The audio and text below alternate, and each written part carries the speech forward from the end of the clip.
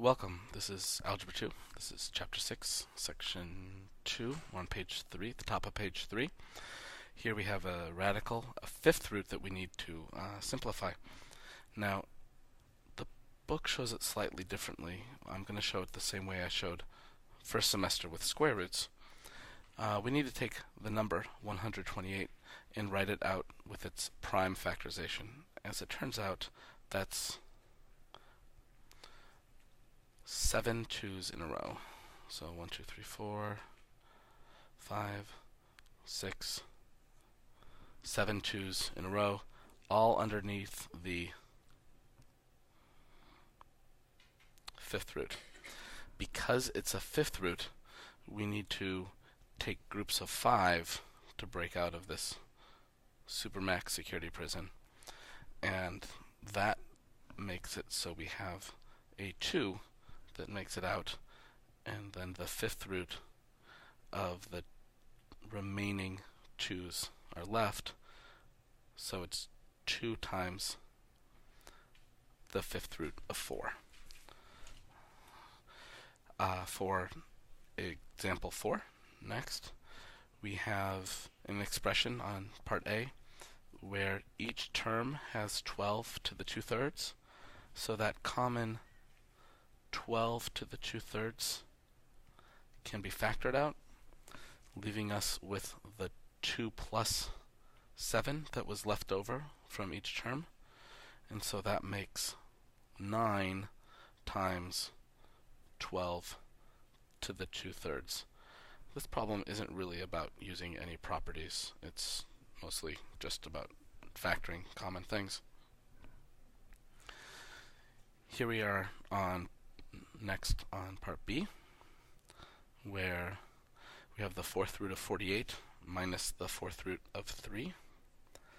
And if we look at 48, 48 is 2 times 2 times 2 times 2 times 3.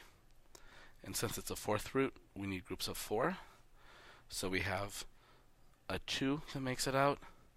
We have a fourth root of 3 left over, and then it's minus the fourth root of 3. So it's 2 fourth root of 3's minus 1 fourth root of 3, which is 1 fourth root of 3. And that's our final answer there for part B.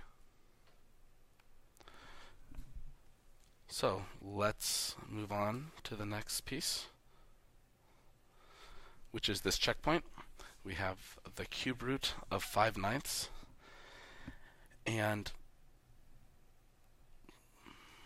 let's see here, we have the cube root of 5 over the cube root of 9, and I could write 9 like I started, but 9 is really 3 times 3. And in order to rationalize the denominator, we need a total of 3 3's to get out of the cube root. So we multiply top and bottom by the cube root of 3, because that gives us 1, 2, 3 3's in the cube root.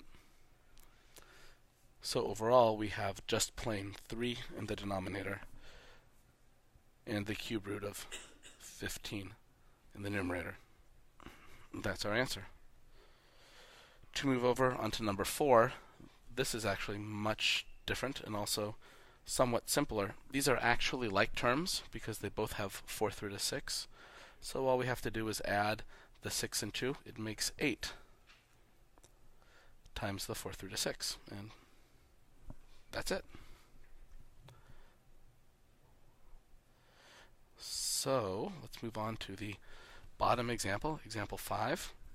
We have the fifth root of 32 times x to the 15th. So here we're talking about the fifth root of, now 32 is 5 2's in a row.